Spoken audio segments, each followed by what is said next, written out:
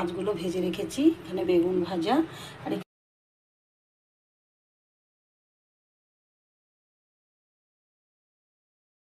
কাঁচা লঙ্কা দিলাম, এবার দেব পেঁয়াজ, যাতে একটু হালকা করে ভেজে নিয়েছি। এবার আমি টমেটো আর এই রসুন দেবো।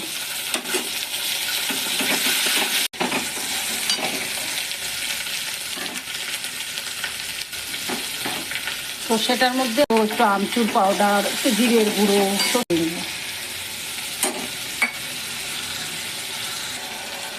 এবারে একটু অল্প ধনে পাতা দিয়ে দেবো, আবার নামানোর সময় দেবো।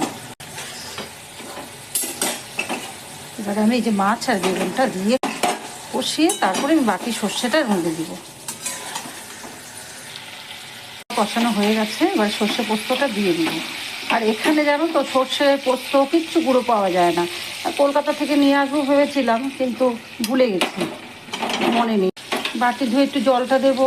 আর আমি এটা একটুখানি পাতলাই, মানে একদম শুকনো করে আমি করি না, যাতে একটুখানি কাই, তখন একটু কমেন্ট করে জানাবে তোমরা কীভাবে করো। কাঁচা পাকা টমেটো রেখেছিলাম, এগুলোও দিয়ে দিলাম।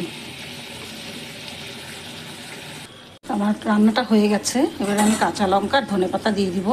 নুন টুন সব দেখে নিয়েছি, একদম পারফেক্ট, সব কিছু ঠিক আছে। রান্নাটা ভালোবেসে মন দিয়ে করি, তাই জন্য সব কিছু পারফেক্ট হয়। একটু সর্ষের তেল দিলেই আমার রান্নাটা কমপ্লিট। সর্ষে পোস্ত রই। এবার আমি এটা অফ করে দেবো। তাহলে সবাই খুব ভালো থেকো, টাটা।